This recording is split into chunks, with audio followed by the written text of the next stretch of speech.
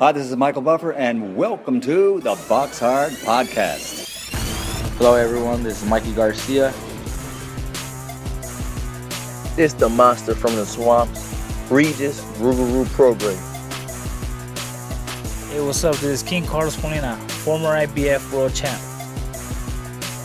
This is Michael, the Bounty Hunter, 2012 Olympian and your people's champ. This is Charlie Edwards, flyweight champion of the world. This is Fast Eddie Chambers, and you're listening to the BoxHard Podcast with my main man, Joey Coastman. Hello everybody and welcome to episode 384 of the BoxHard Podcast. I'm your host Joey Coastman. I'm joined as ever by former heavyweight world title challenger Mr. Fast Eddie Chambers. Eddie, how you doing this week, my man? I'm doing good, my man. How about you? Always good when speaking with you, Eddie. That is the truth. Let's dive straight into the review part of the show. We're going to start here with a card that took place last Friday, February 17th at the York Hall Bethnal Green, live on BT Sport. Let's start with the undercard. Royston Barney-Smith with another first round knockout. He seems to be on a bit of a run now. I think he must be on about 3 in a row. Again, it wasn't expected to end that early. He just keeps doing this though. Royston Barney-Smith now 5-0 with 3 KOs, and like I say, 3 in the first round all in a row now. A knockout this time against Lara, who's now 17-16 with 2 draws. Also on the card, Chris Bulk with a win as well, a TKO for him in round 3. He's now 11-1. Darwin Martinez, his opponent, was TKO'd there. He's now 7-10 with 2 draws. Martinez down once in round 2 and twice in the third and final round. Good really for Chris Bulk to return to winning ways, obviously. Again, I thought this one probably would go the distance, but no, he did well to get the knockout win. And yeah, he was coming off that loss last time out to Mark Leach about just under a year ago, so it's good, like I say, for him to get back in there, get back to winning ways. That was what it was all about for him, and he did it. And yeah, it was quite impressive because Darwin Martinez was a big puncher himself, and he'd gone the distance in about 7 losses in a row going into this. So to get him out of there, you know, he seemed like a tough, durable guy, and Chris Bulk has done well there, I think, to pick up a win in that fashion. Elsewhere on the card, Carl Fowl as well, another guy to mention, now 8-0, a points win for him over 6 rounds against the teak tough Serge Ambomo. That one was just, you know, easy to predict really. Serge Ambomo very hard to stop, and Carl Fowl not really a puncher, so now 8-0. Like I say, points win there over 6 rounds for Carl Fowl. Elsewhere on the card, we saw Henry Turner move to double figure wins, 10-0, a TKO for him in round 7 against Zeus Diarmas, who's now 15-3 with a draw. It was for the WBC International Silver Super Lightweight title. Henry Turner seems to be a prospect that I'm now going to be keeping my eye on. I think he's out of the iBox gym. They rate him really highly, and he looked really, really good. Again, he's picked up a few stoppages in recent times, and yeah, it seemed like he had a real bag of tricks. I'm definitely going to be watching from now on. Mark Chamberlain as well, now 12-0, a knockout for him in round 5 of a scheduled 10 against Italy's Vero Lenti, who was not undefeated. He'd never been stopped, and he's now been stopped for the first time. He's now 10-5 with a draw. Again, I thought Mark Chamberlain could potentially win this on points, but he did well to get this man out there. It was for the IBF European lightweight title. Lenti TKO'd by a big shot, a one-punch left hook to the chin. Yeah, it was a brutal KO actually. Brilliant shot from Mark Chamberlain, probably the best punch he's thrown of his career. And the main event, David Adelaide now 11-0 with 10 KOs, a TKO for him in round 2 against the undefeated Dimitro Bezus, who's now lost his O. He's now 10-1. It was for the vacant WBO European heavyweight title. I'm guessing that maybe will get Adelaide a world ranking with a WBO there at heavyweight. Bezus as well down in the first round, and then once prior to the stoppage in round 2. You know, I kind of expected it. I thought Adelaide would win by knockout. Obviously, he'd only been the distance at one time with a very, very tough Kamil Sokolowski. So even though I didn't know too much about this guy, he was a bit of an unknown quantity to some degree, I still felt that Adelaide would probably be able to get him out of there. You know, a guy much older than him who hadn't really done anything really to prove he was going places, so good stuff for him. Moving out now to the Porsche Arena in Stuttgart. Over here we saw Felix Sturm move to 43-6 with 3 draws, a unanimous decision win for him over 10 rounds against Sukru Alte, who's now 15-3. Didn't see the fight. Moving out now to the Nottingham Arena. This one took place on Saturday, of course, live on DAZN. Let's start with the undercard. Over here we saw Sam Maxwell moved to 17-1, a points win for him over 6 rounds against Sean Cooper, now 13-5. That opened up the card. But elsewhere on the undercard, Kieran Conway as well. I thought he might actually get the stoppage against Jorge Silva, but no. Once again, he goes to the distance there. 8th round unanimous decision for Kieran Conway, now 19-3 with a draw. Again, good for him to return back to winning ways after losing to Amo Williams last time out. Jorge Silva now 21-8. Gamal Yafai, this was a little bit of a shock. He's now 19-3. He lost unanimously against Diego Ruiz, now 24-6 with a draw. Again, we knew Ruiz. He'd been over here in the past, fought Michael Conlon. I'm not sure, maybe that one actually might have took place somewhere in Ireland, but yeah, you know, he'd come over and fought Lee McGregor as well, so very seasoned. And Gamal was coming off a bit of inactivity, I guess, and I said it before, this one always, for me, was going to be going the distance. Gamal had to be on his A-game to win, but obviously we saw straight away when he was knocked down in the second round that things were not going to be easy. Then he's down again in round 3. I think a couple of those early ones were probably just more so balance issues, but again he was losing these. They were real knockdowns, and then he goes down again, of course, in round 10. And I guess over the duration of the fight, really, he took a hell of a beating. And yeah, it did go the distance, but obviously a big upset win there for Diego Ruiz. Amazing for him. I jumped on that in play as well. Obviously after the first, I think, 2 knockdowns, he was still an underdog to win the fight, which I thought was crazy. And as the fight progressed, the odds obviously got hammered in, and in the end he was a clear winner. It wasn't even close. He won wide. Gamal Yafai as well, I think they were at one point going to throw the towel in the corner, but they didn't, and somehow, God knows how, he managed to actually get through the fight. Like I say, his face was an utter mess, and it's really derailed him, I think, you know, because he showed his level when he lost handily to Jason Cunningham, and you know, I think that showed his ceiling, and then he's out for a while, comes back, I think maybe with a win against a low-level guy, then gets in with Diego Ruiz and loses in this fashion. So for me, it kind of tells you that maybe, I don't want to be harsh, but maybe retirement is something he should consider, you know, because he hasn't had a fantastic career. He's 31 years of age now, which I guess is kind of, you know, old for a super bantam. And yeah, like I say, hasn't really, I think they maybe could have moved him a bit better, you know, when you look back in hindsight. I don't think he's had the easiest of paths, but yeah, I just think, you know, he's just not as good as his brother Cal Yafai, obviously, and probably not as good as his other brother Galal, you know. So yeah, anyway, they're a talented trio, but he's probably, unfortunately, the one at the bottom of that pile.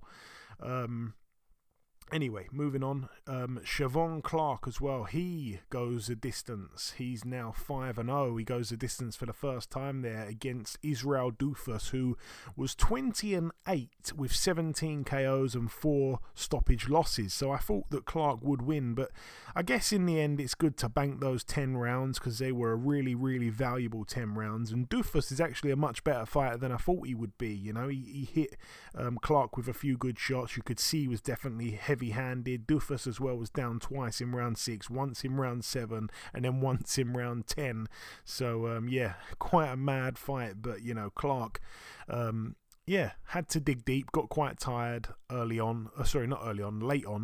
And yeah, I guess answered a few questions, really. You know, it's good when you see a guy go the distance for the first time. And, you know, just in his 5th fight there, he's gone 10 rounds. Not many people can say they've done 10 rounds in their 5th fight, you know. And I think he did them considerably well, considering he was in there with a guy that could punch. And although he got caught with a couple shots here and there, it wasn't really anything to say he was in trouble. So I think that was a fantastic learning fight for him. And it's a plus for me, really, in terms of his progression. Gary Cully with, I think, the only knockout shown on the telecast, at least. He's now 16-0, a knockout of the previously undefeated 10-0 with 1 draw Wilfredo Flores. Second round TKO for Cully. Flores as well cut in round 1, down in round 2. It was for the vacant WBA Intercontinental Lightweight title. It was just over very quickly, to be honest with you. You can't read too much into it. It's more kind of all about Gary Cully at this stage, you know. I can't really tell you much about the fight in terms of it was great for his progression, it was great in terms of this was a really good fighter that he boxed. We didn't know much about the guy, and it didn't last long, so there's not too much to really say, other than it was a great win for Gary Cully. Picked up a belt in doing so. And, you know, I guess it's, like I say, just another spectacular win for him, another showcase win. And they're already talking about him being on that Katie Taylor undercard at home in Ireland, which I think will be fantastic for his profile as well. 16-0, 10 KOs now, and that is 5 knockouts in a row, all within 5 rounds. So he's really, really, really, you know, proving to be quite a force. He's only 27 years of age, 6'2", southpaw lightweight. That's all you need to hear, and he can certainly crack as well. He's been proving, so he is in the form of his career at the minute, and there's no telling where it'll see him go. Elsewhere on the card, Dalton Smith, now 14-0, a unanimous decision for him against Billy Allington, who's now 10-2 with 4 draws. It was for the British super lightweight title. Allington down once in round 8. I think Smith suffered a cut late on. But yeah, Dalton Smith, obviously a much better fighter really than Billy Allington. A lot of people predicted the stoppage, so did I. I just thought Allington's just not a puncher at all. And, you know, Smith's not going to respect him. He's going to wear him down and probably stop him mid-rounds, I think my prediction was. But no, I think credit to Billy Allington. Obviously, he was down in round 8, but, you know, to actually go to 10 rounds with Dalton Smith, I think you can take some kind of moral victory in there. But yeah, you know, Dalton Smith... not the best performance, you know. There's a hell of a lot of hype behind him. They're talking about him. They're talking about Adam Azim.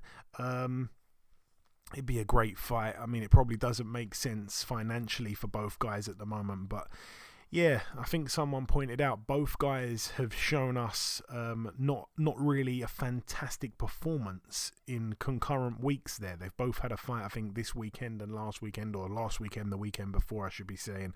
And yeah, it hasn't really blown us away. Like, it's kind of been it's an okay victory, and that's what it was. I mean, he won every round pretty much here, Dalton Smith, so, you know, we can't moan too much. Same about Adam Azim, really, but you know, we didn't see the stoppage that I think we all expected in both the fights, and both guys had their opponents down but were unable to finish them. So there's a lot of similarities there. And moving up to the main event, Lee Wood now 26-3. He was TKO'd against Mauricio Lara. Mauricio Lara now 26-2 with a draw. He's the new WBA World Featherweight Champion. Wood cut in the first round, by the way. I think it was a head clash though, and obviously down prior to the stoppage in round 7. Gonna run through the fight just really, really briefly. I felt that Lara probably nicked maybe the first round. Lee Wood though started to really dominate, I think, after that. You know, I think his jab was excellent and he used his size really well. I made a point last time we did the show last week saying that even though they might have even been listed as the same height, I don't think they didn't look the same height to me anyway in the ring. Lee Wood looked a hell of a lot bigger than Maurizio Lara, but obviously Maurizio Lara has that power to make up for his lack of size. But I think Lee Wood actually used his size very, very well throughout the fight, even though it wasn't like a case of it wasn't a jab fest. He wasn't trying to keep him behind the jab. He wasn't trying to use his size in terms of throw his weight over him and bully him. It wasn't like that. It was very much stood in the center of the ring, but I think he picked his shots quite well, and he used his jab, which obviously was very important against a guy like Lara. So yeah, I think Lee Wood was in control really, and I was a bit worried because, you know, I backed Lara for the knockout win, and I was a little bit worried, you know, through the first maybe 3, 4, 5 rounds that we weren't going to see a knockout from Lara, you know, because again, obviously I wanted Lee Wood to win being a Brit, but I actually had bet on Lara to win by knockout. I thought the money on that, you know, the price on that was really hard to pass up, and I thought, wow, Lee Wood seems like he's got this in the bag. Lara just didn't look like the same fighter I'd seen previously, and I thought, wow, what's gone on with him? You know, he just doesn't look the same guy. And I think I found out that he maybe hadn't made the weight for like 2 years or something like that, or maybe 3 years. So that was something that I thought, oh, okay, that maybe makes a bit of sense as to why he doesn't quite look the same fighter that he'd been previously, because previously he hasn't strictly had to make the weight properly. But yeah. Anyway, he did get the stoppage, and it was just, you know, an excellent shot there. I think it was a big left hook. Obviously, there was 10 seconds left in the round, but Ben Davison made the decision, the split-second decision, to throw the towel in and save his fighter. He has said that he didn't hear the 10-second clapper, and I can understand that, you know, being caught up in the moment like he would have been. Obviously, there's people that are sitting at home, they can see the timer on the TV, you know, 12 seconds, 11 seconds, 10 seconds, and they're saying, oh, there was only 10 seconds left, he shouldn't have done that. But obviously, if he didn't hear the 10-second clapper, he doesn't know how long's left in the round. And if you don't know how long's left in the round, then it's definitely the right thing to do to stop the fight. Even if there was only a matter of seconds left in the round, still it was probably the right time to stop the fight. No complaints from me about the corner stoppage from Ben Davison. But what I will say is, yeah, I was impressed with Lee Wood for as long as it lasted, and obviously for him, it was a huge shame for it all to come crashing down there with one punch in a fight that he was dominating. I think Eddie's actually a word I'd use, but I know you saw it. What did you make of it? Oh man, it was very interesting fight. I like what Lee Wood was doing early on, but you seen and you know, I can't remember what round, maybe it might have been in the first, Lara land some heavy shots, and you can see that, yeah, it's one of those situations where you're watching the fight, and it just looked like, even though Lee Wood was doing so well, it started, and I know you were saying it was like, I didn't think the stoppage was coming, but it was kind of something that I didn't necessarily know if he was going to stop him or not. But I just felt eventually he would get into a position where he may hurt him, you know what I mean, and get him in trouble. Maybe start to, turn the tide a little bit his way. It just seemed like it was just a matter of time for that to happen. I mean, I'm not saying that Lee Wood couldn't, box him to a decision, because I mean that very well could have happened. But it just always had that feel like, especially when he landed some of those big shots on him in some of those rounds, that it seemed like it was gonna come. Although though, Lee Wood was really doing well, and even landed some nice power shots and got some respect. You know what I mean? He made him put some respect on it. You know what I mean? While he was in there, and I mean, it was an exciting, interesting kind of matchup with the contrast of styles and things like that. It was really good. That kind of fight I would like to see again. I would like to see that kind of fight all the time. There was good skills and everything involved with it. It wasn't just like a slugfest where you couldn't take where there was no substance or nothing you could take from it. It was interesting. It was a good back and well, I don't want to say necessarily back and forth. I thought Lee Wood was controlling the fight up until the time of the stoppage, and it was one hell of a shot that he caught him with. As far as the stoppage, I'm never going to argue with the corner when he stops it, regardless of what it is. I'm never going to argue. There was something that they see. They know their guy. You understand what I'm saying? They know their guy.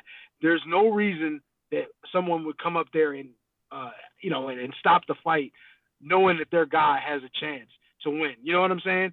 If they didn't think it was really something going on and something that they couldn't control happening in there, and their guy was just on the bad end of it.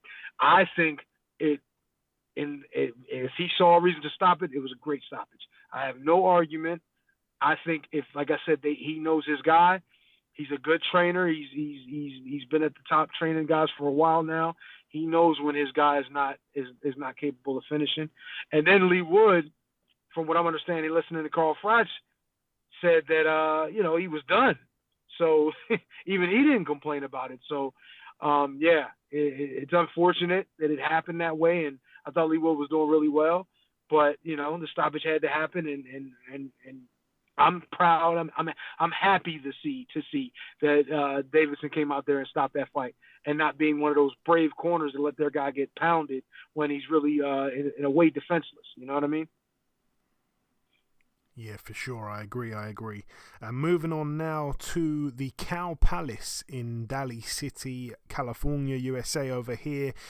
Ronald Gavriel with a majority decision win over 8 rounds against Kaynell Wheeler, now 7-3, but Gavriel's 23-3. It was for the vacant WBC Continental America's light heavyweight title, so a close fight there. Also on the card, another close fight. Andy Vences now 23-4 with 2 draws. A technical draw. I say close. A bit premature of me. I didn't realise it was a technical draw. First round, I'm guessing it must have been a head clash or an injury or something. Yeah, but a technical draw there against Christian Rubamino, who's now 23-7 with 3 draws. Also on the card, he returned to winning ways after losing last time out.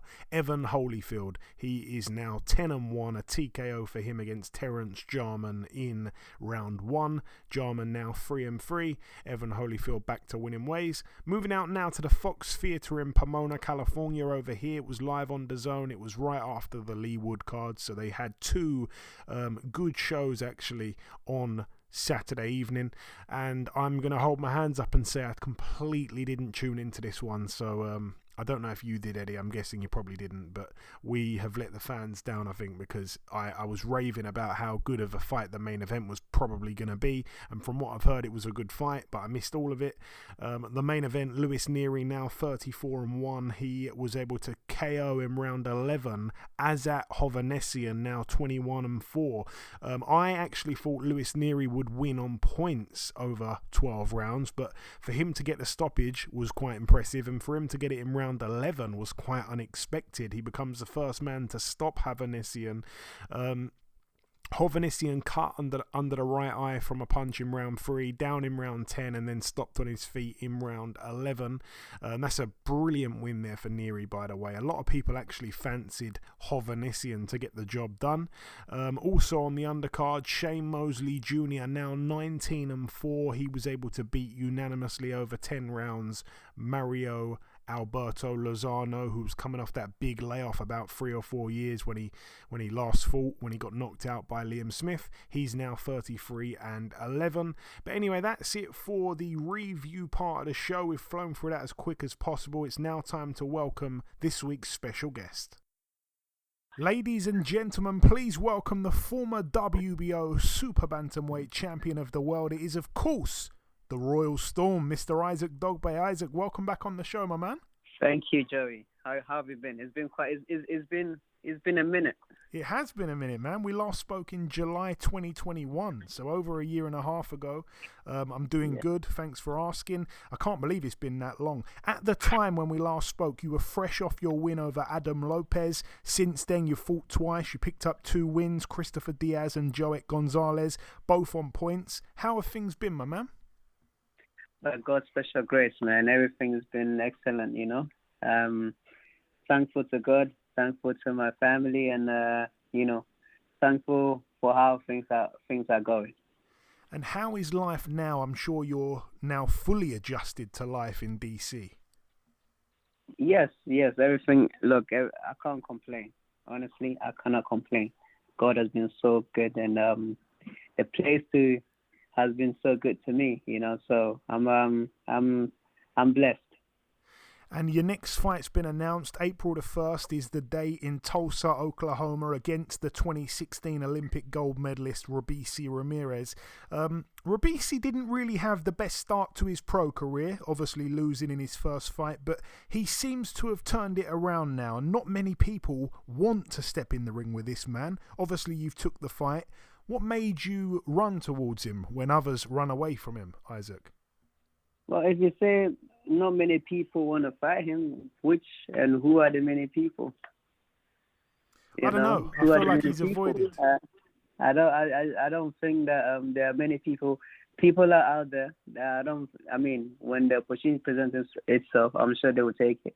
And he was never presented to me before, and I never avoided. So I wouldn't say many people avoided him.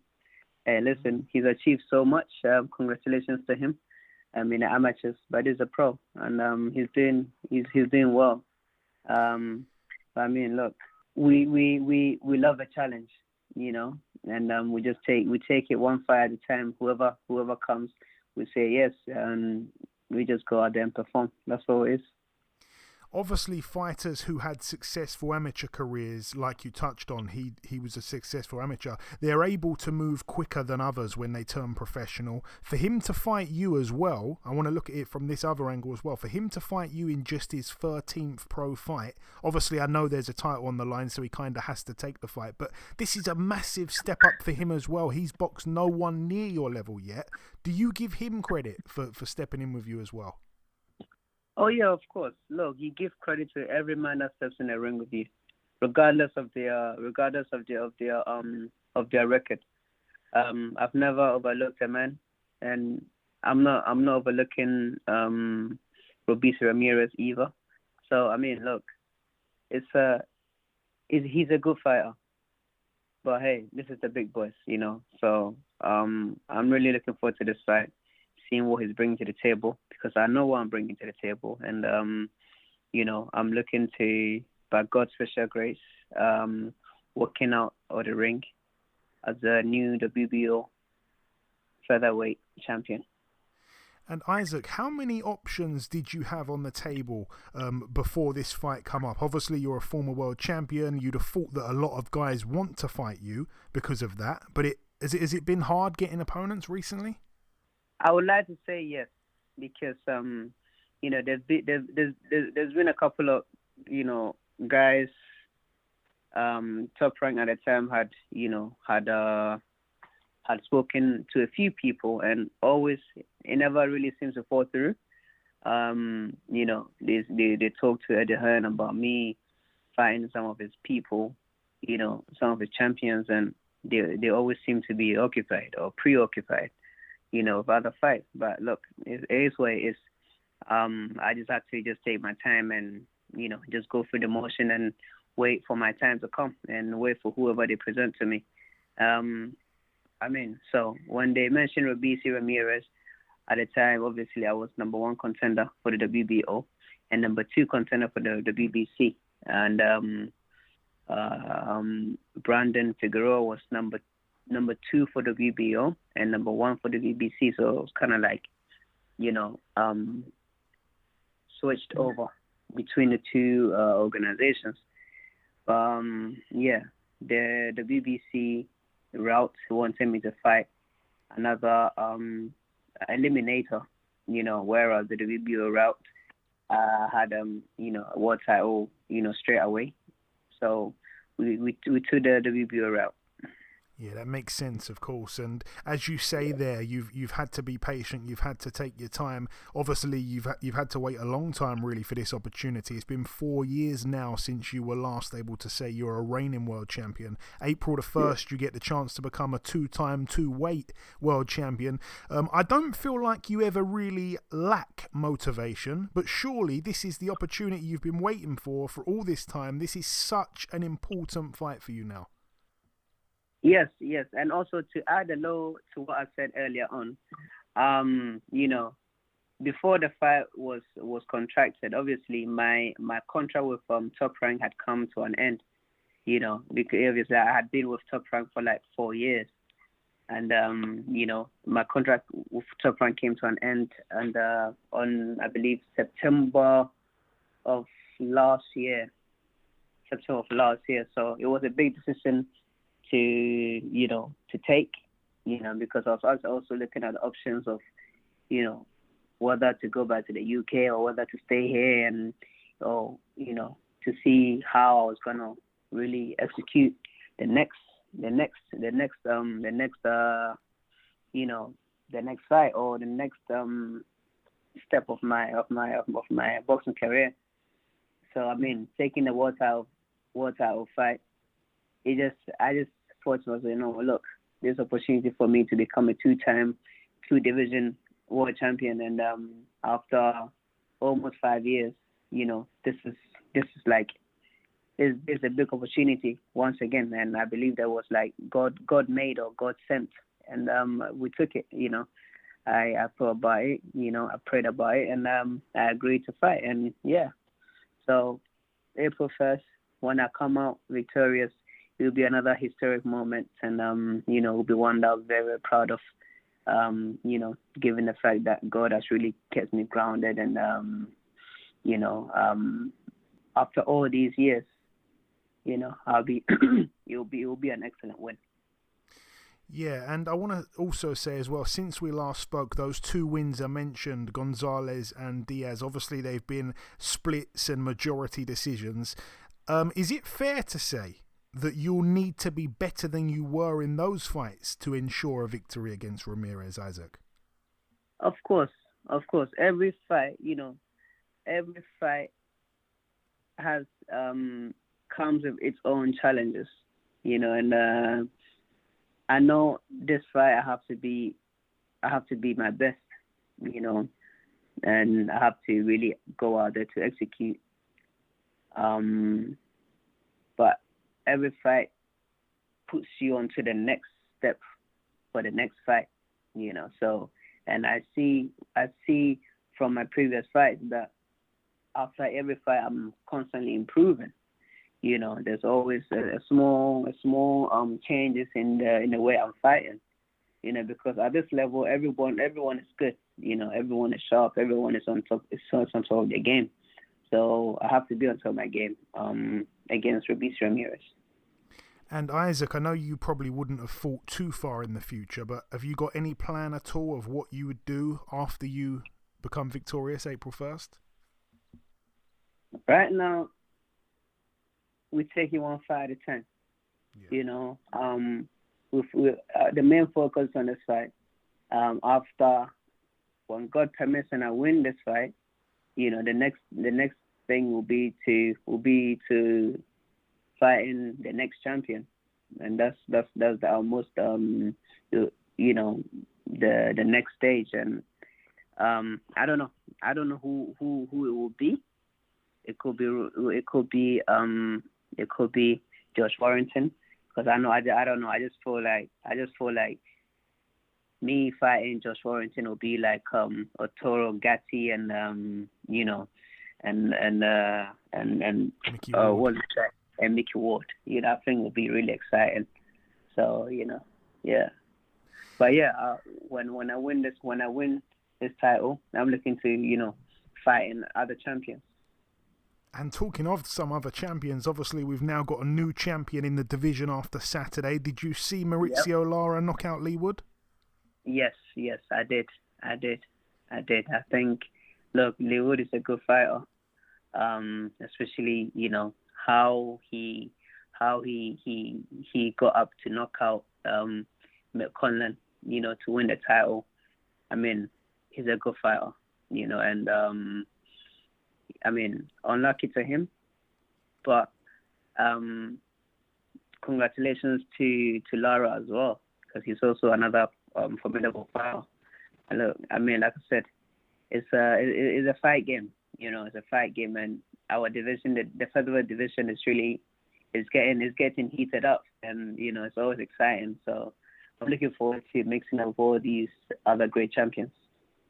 And my last real question for you, Isaac, and I don't mean to end it on a depressing note, but people listen to this podcast from all over the world, all continents, and I wanted to get your reaction, obviously, to the tragic loss of your fellow Ghanaian sportsman, Christian Atsu, in the horrific earthquake. If you have one, obviously heartbreaking stuff, real heartbreaking for the nation.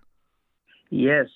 I mean, look, Christian was a great guy. I believe the last time we spoke was January, really and truly, just in the new year, and it was just about I think I must have posted something, you commenting about it. I mean, and over the years we do talk from time to time, and he'd be like, yo, he wants to come and watch me fight one of these days, and so I mean, I was so hopeful, when they said the earthquake had happened and they were looking for people. I was actually hoping that what he could be, because people had been missing for like 2 weeks and they were getting found and they were still okay, So I was actually like hoping that we'll get the good news that maybe he's fine, or something. But it's unfortunate that it happened that way. And listen,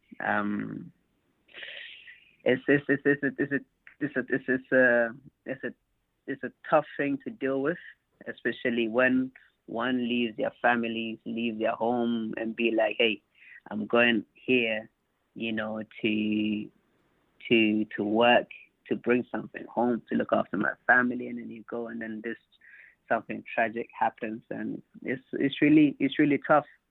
We can only remember his family in our prayers, and and that's all. And also try and be nice to each other, because it's the way of the world. 1 minute a person is here, the next minute the person is gone. So you just have to be kind to one another, because you never know when someone else is going to leave. Yeah, well said. It's tragic, obviously. Rest in peace to him, and just goes to show you can't take life for granted. Just finally, before we let you go, Isaac, I know you love to close out our interviews with some excellent words of wisdom. If you have any right now for the listeners, let us know the latest words of wisdom. You always give us a lovely little pearl before you go. Man, Joey, listen, bro, you always put me put you on the spot. But listen, I mean, look, we just have to keep on, we have to thank God every day, because that's the utmost is of utmost importance. Is the most important thing that one can do. It doesn't matter what faith you are. You just have to. You have to be thankful, each and every day that you wake up out of bed, because life could be worse. If you think that you're struggling right now, it could be worse. So always just look on the bright side. Someone said that it's not the pain that ruins us; it's the things we try to avoid. We try to avoid. That's what ruins us. So. We have to just keep the word of God in our hearts, and love unconditionally, love each other, and forgive each other, and be thankful. That's all we can do. There we go. Small ways. There we go. Says a brilliant pearl of wisdom before we go every single time, does Isaac. Listen, Isaac, it's always a pleasure speaking with you, my man. Thank you for your time. And the next time I speak to you, I don't want to speak to a one-time world champion, but a two-time. A two-time, two-division. Two-time, two-division. There we go, my man. Yes. Neho, speak to you soon. Neho. Yes, sir, brother. Yeah, you take care, yeah? Okay, now it's time for part 2 on this week's show. This part, of course, is the news part of the show. Only one piece of news to bring you this week. It's that on April the 15th in London, obviously on the undercard of Joe Joyce and Zili Zhang, we're going to see a female fight be the co-main event. And the co-main event is going to be Michaela Mayer making her debut at lightweight. She gets in with former two-time junior welterweight champion Christina Linardatou. So it's going to be good to see Mikaela Mayer back in action for the first time since losing controversially to Alicia Baumgardner. Not only that, but obviously the fact that she's moving up in weight as well. It's going to be interesting. There's a lot of great fights that can be made at 135 for her. And obviously Linardatou as well. The fact that she's been in with Katie Taylor, went the distance and lost to her. Been in with Alicia Baumgardner, beat Baumgardner as well. That's the only lady to have beaten Baumgardner. There's a lot, I think, that we can read into here. Also, she lost to Delphine Persoon as well. So, yeah, I mean, Mikaela Mayer should win on points as well, and it'll be good. It'll be good to see Mikaela Mayer back out. But yeah, if she beats Linardatou, you know she's going to be saying, "I've beaten the one girl that beat you to Alicia," so you know that it's just a collision course. I think we're going to see that rematch at some point. It's just a matter of when. And that's it for the news. Moving on to the preview part of the show, we're going to start here with this one. It takes place at the Hilton Hotel Porto Masso in Malta. That's a place in Europe that I think I went to when I was a little kid. I'd like to go back someday actually, but anyway, the reason we're speaking about this one is because it's extremely random, but Dave Allen is on the card. He was supposed to fight last weekend. The fight fell through. He was devastated, but he was very happy moments later when they managed to pull some strings and get him on a card in Malta. So there we go. He's hopped on a plane. No opponent just yet for him, which makes me a little bit skeptical about, you know, if it's definitely going to go ahead. He's the only guy on the card that doesn't have an opponent, but hopefully it gets sorted. But at this stage, nothing to report. But anyway, Dave Allen, all the best to you. Friend of the show, friend of Eddie's, now currently 20-5 with 2 draws. Moving out now to the Armory in Minnesota, USA. This one's a really, really good one, actually. There's a few good fights, I think, here. It's going to be on Showtime, but let's start with the main event. Subriel Matias, 18-1 with 18 KOs, fights here for the vacant IBF World Super Lightweight title, a title that was recently vacated, I believe, by Josh Taylor. He gets in with Jeremias Ponce, who's 30-0 with 20 KOs. Now, obviously, we've spoke about Matias in the past, Eddie. I think you were saying something about one of his previous performances. Doesn't really matter, to be honest with you, but obviously brings the excitement. 18 KOs in his 18 wins. His one loss came to Petros Ananyan. I think we were talking about that fight when it happened. But good fighter is Matias. But he gets in with Jeremias Ponce, an Argentinian fighter who the Brits will remember. He come over here and fought Lewis Ritson and knocked him out in round 10. But, you know, he's a decent fighter. I think the record is a little bit padded, the fact that he's managed to get himself to 30-0, mainly fighting guys with losing records. But he showed us against Lewis Ritson that he's a really, really, really good fighter, man. He really brought it to Ritson and battered him, really, you know, at home in Newcastle. Since then, he's gone back to Argentina, I believe, and no, I'm wrong. He's gone to Germany and had 2 random fights in Germany, you know, against lower level guys. And here we go. He steps in with Subriel Matias. I think he's been biding his time since beating Ritson, getting world ranked. I think he's been biding his time because the world title shot was going to be imminent. And with, I think, Josh Taylor vacating, I believe he was always going to be fighting for a vacant title. I think he might have been ranked like number 1 or number 2, something like that. So anyway, long story short, should be a really good fight. Don't write off Ponce, though. I think we're probably not going to see the final bell, but it's going to be a good fight, I think, while it lasts. All the best to both guys. I don't really care who wins. Elsewhere as well on the undercard, we've got Elvis Rodriguez, 13-1 with a draw. The one loss was to friend of the show Kenneth Sims Jr., who was on a few months ago. Good guy.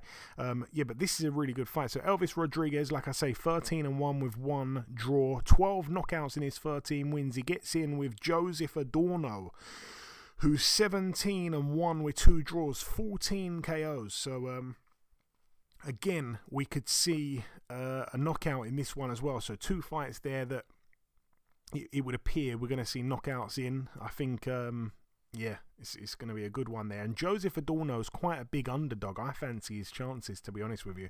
Also on the card, we're going to see Jamal James, 27-2, stepping in with Alberto Palmetta, who is 18-1. Jamal James, I feel like he's been quite inactive of recent times. I remember watching his last fight when he lost to Butayev.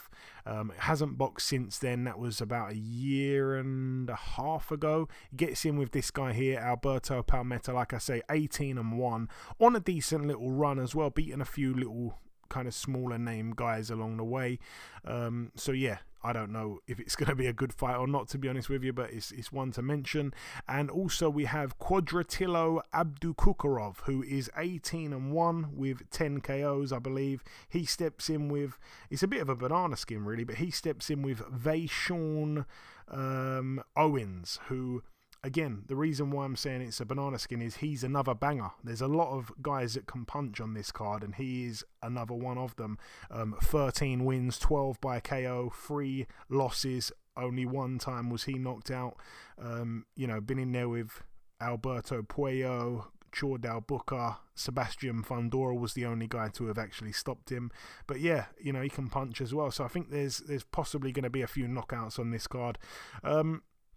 That's about it though for that one. And moving to the final card to mention, Eddie, I think I'm going to come to you for maybe 2 fights on this card.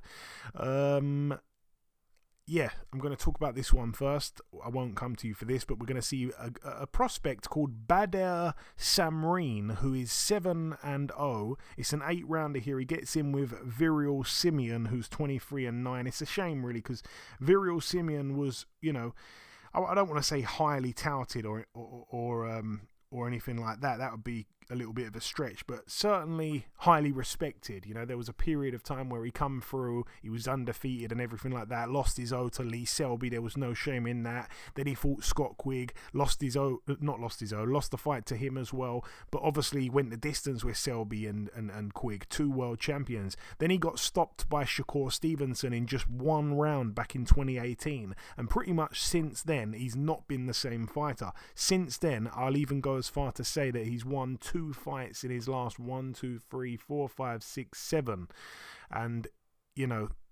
to win 2 fights in 7. Sorry, 1, 2, 3, 4, 5, 6, 7, 8. 2 fights in his last 8, and he's been stopped 1, 2, 3, 4, 5 times in those last 8 fights. So 2 wins, 6 losses since losing to Shakur Stevenson, and stopped 5 times. So yeah, it's definitely changed him. Most of the time he's been pulled out by his corner though, which is mad.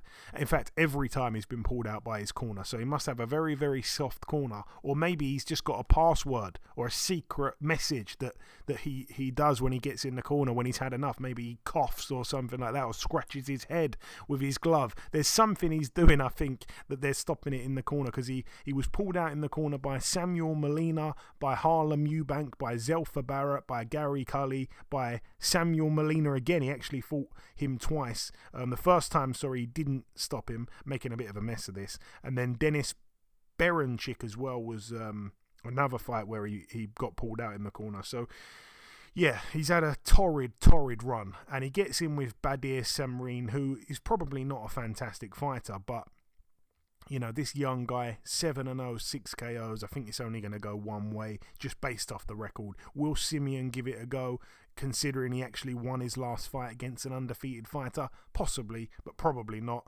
And moving on to the 2 bigger fights on the card. Let's go here first. This is a really interesting one, Eddie. The moment it got made, these are my kind of weird fights, and you know what I'm getting at. We're going to see Ilunga Makabu, 29-2, 25 KOs, putting his WBC World Cruiserweight title on the line against Badu Jack, 27-3 with 3 draws. This is my kind of fight. It's weird, it's more so a fight really for the hardcores than a lot of the people that's probably going to be tuning in for the main event, the YouTube fans.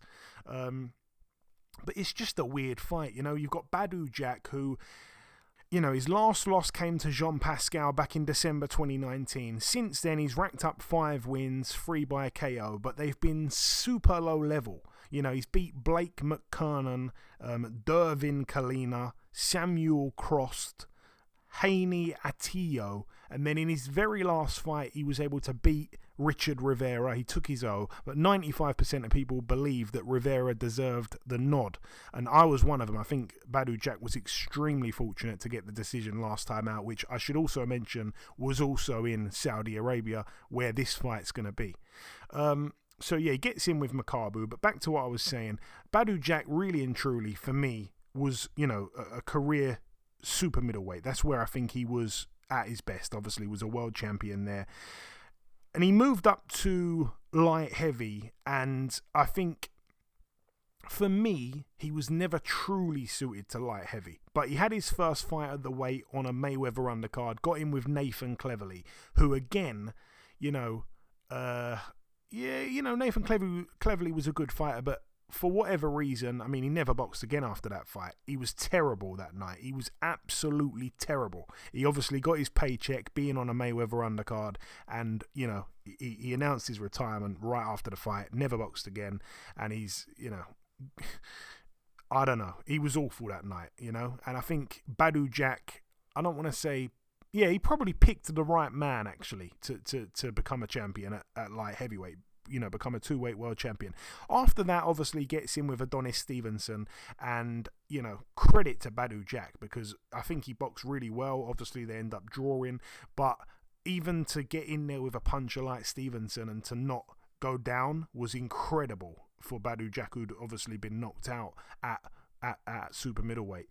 And then, like I say, since then, his draw with Stevenson since then loses to Marcus Brown, obviously, when he opened that horrific cut on Marcus. When Marcus Brown inflicted that horrific cut on Badou Jack's forehead. After that was the Jean Pascal fight, which I should mention as well was really his last proper fight, and he was down as well in that fight, but lost a split decision. It was close in the end. Like I say, that was December 2019. And then, yeah, he's had a bunch of meaningless wins. And then he got in with Richard Rivera. And this is what I'm saying. In this time, he's moved up to cruiserweight. So I never felt he was truly suited to 175, but he did well there. Credit to him. Moves up here 25 pounds at cruiserweight. I think his last maybe 2 or 3 or 4 fights have been at cruiserweight. But like I say, I don't think he should be at this weight at all. And he gets in here with Ilunga Makabu, who technically I don't think is, he's definitely not, cannot think of any boxer right now who's technically sound for some reason. He's not a Purnell, okay? But he can bang. He's big, and he's a true cruiserweight. And this, for me, Eddie, I'm going to say it, I think is a step too far for Badou Jack. I don't know if you agree or not. I was probably quite long while I was trying to, paint the picture of my point there, but I think this is a bit too far for Badou Jack. Let's not forget as well, he doesn't look it, but 39 years of age. I think he's the slightly taller man, which is a bit surprising, but gets in with Makabu. Makabu, a southpaw banger, and the power is real. On a really good run. He hasn't lost a fight since he lost to Tony Bellew back in 2016. Yeah. I mean, this is a stretch.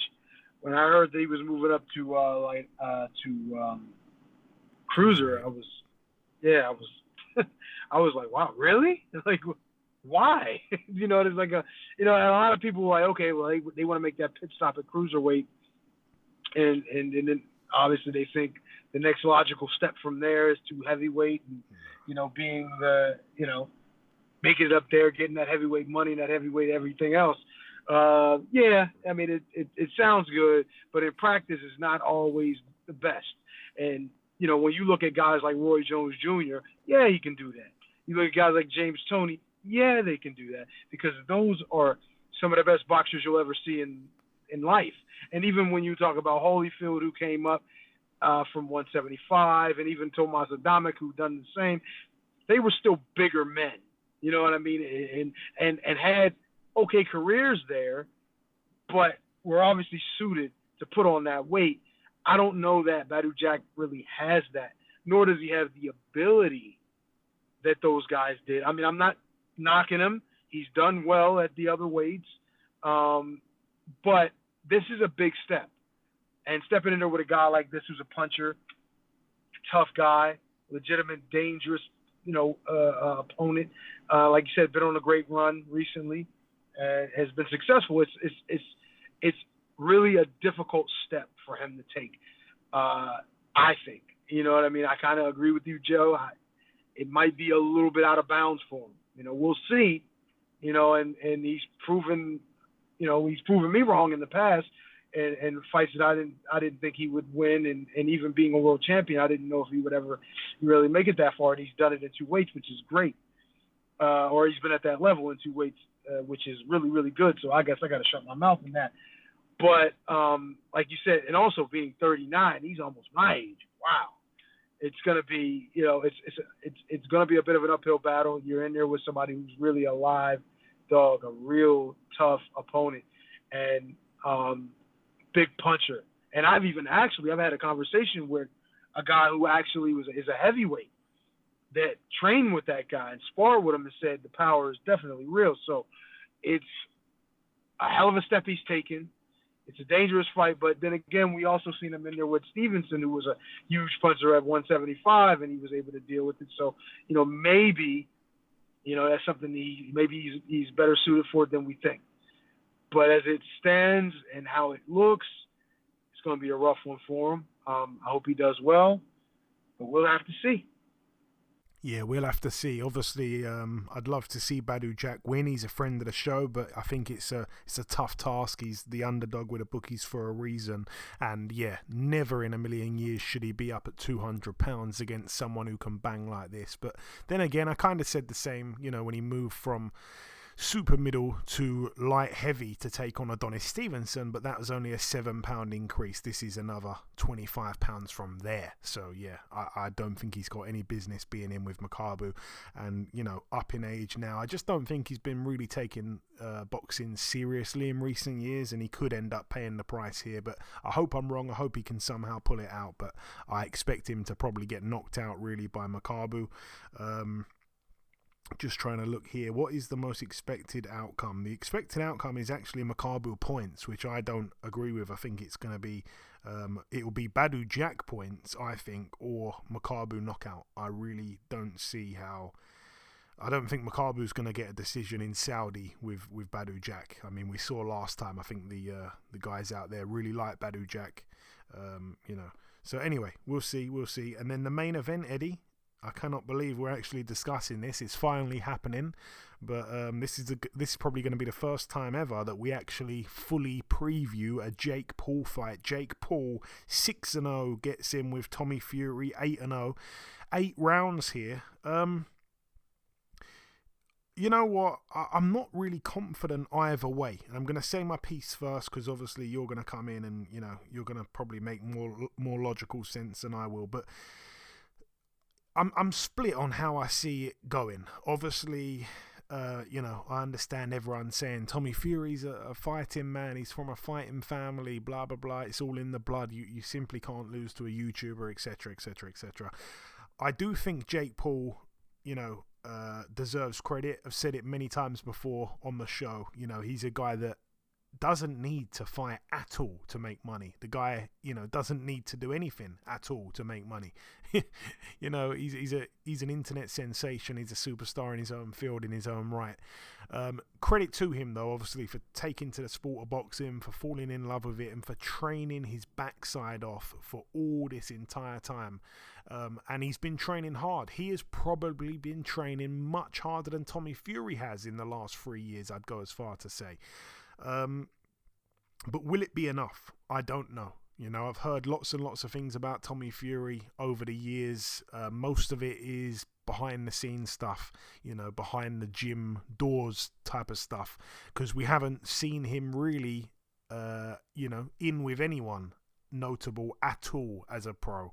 And also he's never been as far as 8 rounds. The most he's done was 6 rounds, which was just under a year ago. That was the first time he's done 6. Other than that, he's done 4 rounds twice or 3 times. Jake Paul as well, went 8 rounds for the first time, or for the second time in his last fight, when he obviously beat Anderson Silva. 2 fights before that as well went the distance with Tyrone Woodley. But yeah, in terms of doing the rounds, Jake Paul has actually got more rounds in as well as a pro. He's done 26 rounds. Tommy Fury has done 24 rounds in 2 more fights. So yeah, I think that there's a lot of tangibles here, man. There really, really are. The one thing I feel like I'd be quite confident in saying, though, is that I don't see this fight going 8 rounds. That's all I'm going to say. I'm going to leave it there. Eddie, I'm going to come to you for not only your breakdown, but also your prediction. Wow, you're going to get the prediction too, huh? We need it. Well, this is a situation. I've trained with Tommy Fury, but at the time I was training with him, he was an amateur. He was just getting started. He was a young kid, showed promise. He's my size then, big kid. I forget how old he was at the time. But he was young. Something like that, yeah. And he was like my size already. But I guess he didn't get that much bigger. But anyway. But he showed promise. He was strong, had good physique on him at the time. He was training with us. So, it was hard training all the time, when he was a part of it. And, he was around Tyson. He was around us. So, he got a good start to it. I don't know in recent years. I haven't been around him. He's been like a TV star, and a lot of those things happen. And sometimes when that type of stuff happens, you kind of get caught up in that. You know what I'm saying? You get caught up in that life, and the boxing thing kind of takes a little bit of a back seat, especially when that's paying you more than boxing is, which is obviously the case. But then you look on the other side, you see Jake Paul, who has money. Doesn't need, like you said, doesn't need boxing or whatever, but for some reason just has a desire to be it, wants to be it, loves it, can't think of nothing else. And then, then you see the success he's having and fighting guys that, don't get me wrong, most aren't fighters, boxers at least. There may be fighters in other disciplines, but they're not boxers. But even that, with Anderson Silva being actually pretty damn good at it, and then Jake Paul ended up winning that fight and dropping him and things like that, even though it's a 47-year-old Anderson Silva at the time, it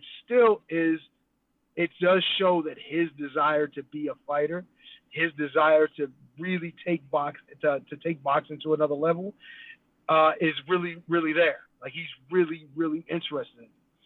And he's focused on that. And, different people, that I've talked to, made me realize, you get your little bit of hateration in your body, if that is even a word, when you think of a guy who hasn't fought his whole life like I have, and then you look at it and like, how the hell has this guy got all this press and all this media and all this crap behind it, and he ain't even really no pro and all that, then you start thinking, but then you look at how much he's done in boxing, and even to help boxing kind of be brought to the forefront and get more interest than it has in a while. And then even women's boxing, he's been kind of helping promote that. You got to give the guy credit. He's been doing some good things, for the sport, and he's really taking it seriously. So now it's like we got to look at Tommy. Like I said, Tommy's been doing this since he was a kid, even though he got started at a good time when he was 12 or whatever years old, or I don't even really remember, but he's been doing it. So he has a leg up, but he still has to take it serious. He can't just get in there and think, just because I've been boxing since I was young and I'm fighting this guy who is a YouTuber, that I'm just going to win just by default because I'm Tyson Fury's little brother. No, that don't mean nothing when you get in between those ropes. Even the fact that he's a YouTuber doesn't mean anything, because he's really coming in there to win the fight. He's coming in there to try to get that world ranking. I think it's crazy that they're even talking about ranking him, but whatever. He's really but that's what he's coming for. So if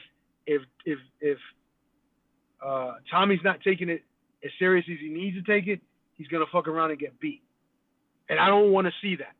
I want to see Tommy Fury do what he's supposed to do as a fighter that's been doing it since he was a kid. I want to see him prove that Jake Paul is still got a lot to learn.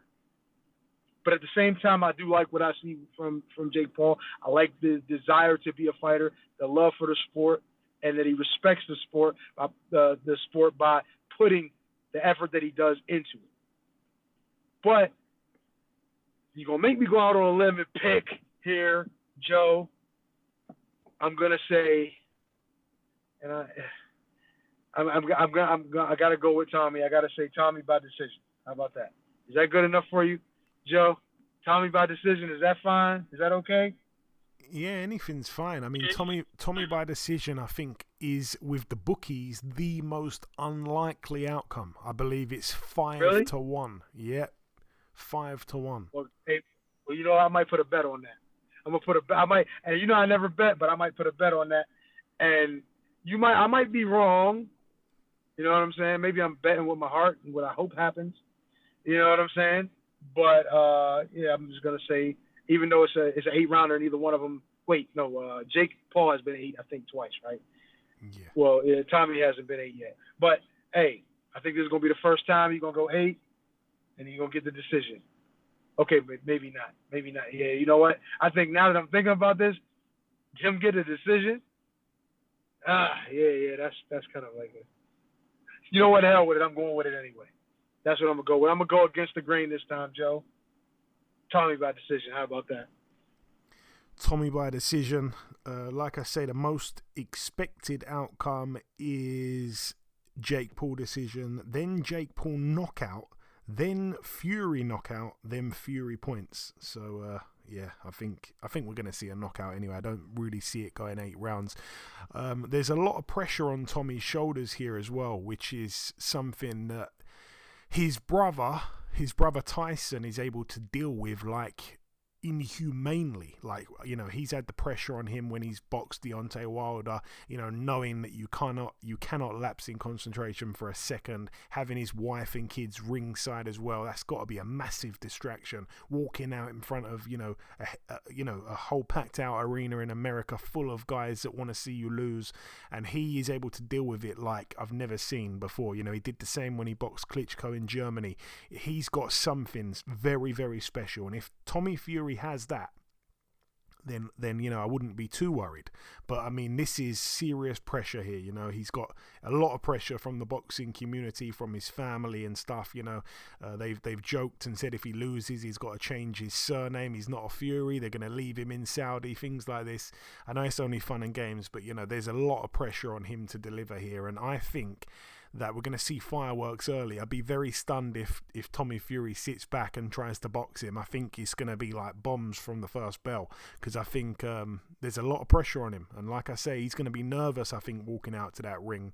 And he's going to want to get it over and done with ASAP. And yeah, you know, I think I don't think Jake has really got the boxing ability to kind of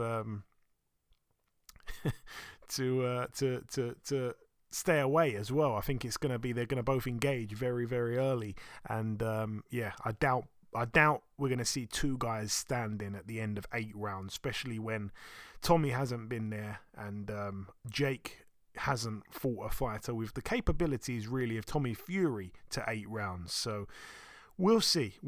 It's going to be interesting, and we're all going to be tuning in whether we like it or not. It's definitely captured the imagination of all of us, the imagination of all of us, and the YouTube world. I'm sure there's going to be serious eyeballs on the event, which will be live on BT Sport. I'm going to have to stream it somehow.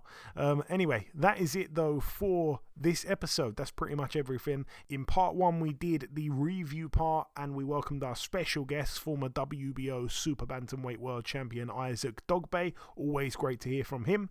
And in part 2, we did the news part, and I've just wrapped up there with the preview part. The final thing for me to do is to come in with the outro, which I'll do in just a few seconds.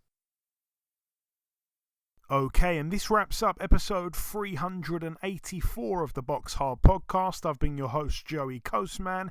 Eddie Chambers has been with me for the duration of the show. A huge thank you to this week's special guest, the former WBO Super-Bantamweight World Champion, Mr. Isaac Dogboe. The biggest thanks of all, though, goes out to you, the listeners. Remember to visit manscaped.com and use the promo code BoxHard for 20% off plus free shipping on all Manscaped products. If we get enough people getting onto Manscaped, buying things, we're going to do a cash giveaway actually. So if you happen to place an order with them, please screenshot it, send it to myself already on Twitter or Instagram, and we will, if there's enough orders, put a few names in a hat and pull out a winner to win a cash prize. Depending on how many orders we get, that's going to determine what the prize will be, but that's something to think about if you're interested in that. But that's about everything from myself. Enjoy your weekends, people, stay safe, and we shall see you all again next week.